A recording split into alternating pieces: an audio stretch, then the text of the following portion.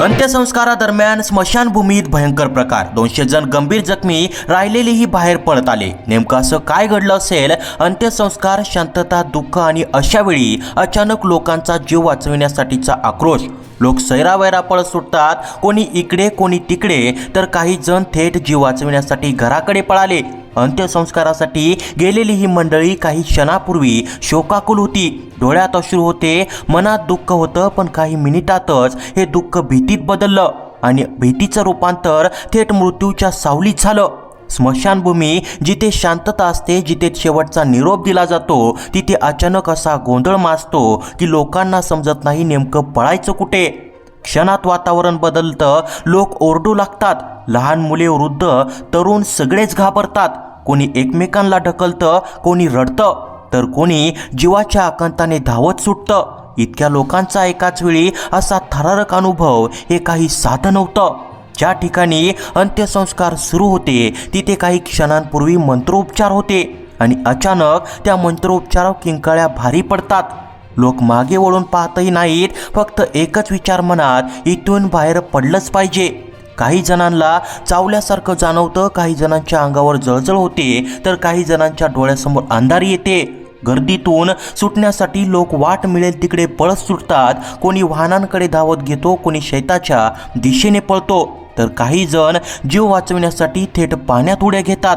या गोंधळात नेमकं काय घडलं? लोक का पळत आहेत? अंत्यसंस्काराच्या ठिकाणी असं अचानक काय झालं? हा सगळा थरार घडतो भंडारा जिल्ह्यातील तुमसर तालुक्यातील एका स्मशानभूमीत अपघाती मृत्यू झालेल्या तरुणावर अंत्यसंस्कार करण्यासाठी मोठ्या संख्येने नातेवाईक आणि ग्रामस्थ जमले होते।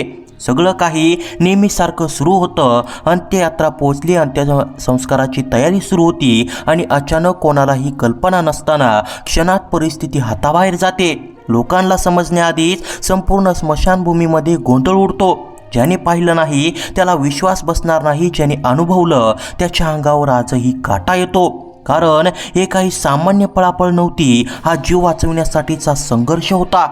हा जीव वाचविण्यासाठीचा संघर्ष लोक अंग झाकत होते, डोकं खाली घालत होते, काही जण जमिनीवर लोळत होते। क्षणोक्षणी लोकांची संख्या वाढत होती आणि जखमींचीही या थरारानंतर जे चित्र दिसलं ते अंगावर काटा आणणार होतं।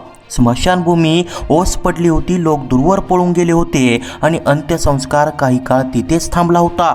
नंतर हळूहळू परिस्थिती सावरली, धाडस करून काही लोक परत आले, जखमी अवस्थेतच अंत्यसंस्कार पूर्ण करण्यात आले। या घटनेत सुमारे 200 नागरिक किरकोळ जखमी झाले, काहींच्या अंगावर सूज आली, काहींना चक्कर आली, तर काही ठिकाणी तात्काळ उपचारांची गरज भासली। घटनेनंतर जखमी नागरिकांनी रुग्णालय गाठले, उपचार घेतले आणि त्यानंतर घरी परतले। पण प्रश्न एकच उरतो, अंत्यसंस्काराच्या ठिकाणी असं नेमकं काय झालं होतं? लोक जीव वाचवण्यासाठी का पळत होते आणि इतकं लोक एकाच वेळी कसे जखमी झाले? या सगळ्या थरारामागचं कारण शेवटी समोर आलं। स्मशानभूमी परिसरात अचानक मधमाशांचा प्रचंड हल्ला झाला होता। क्षणात मधमाशांच्या थव्याने अंत्यसंस्कारासाठी जमलेल्या लोकांवर हल्ला चढवला। हा हल्ला इतका अचानक आणि तीव्र होता की लोकांना काही कळायच्या आतच परिस्थिती हाताबाहेर गेली। हाच तो भयंकर प्रकार ज्यामुळे अंत्यसंस्काराचा दिवस भीती आणि गोंधळ आणि थरारात बदलला।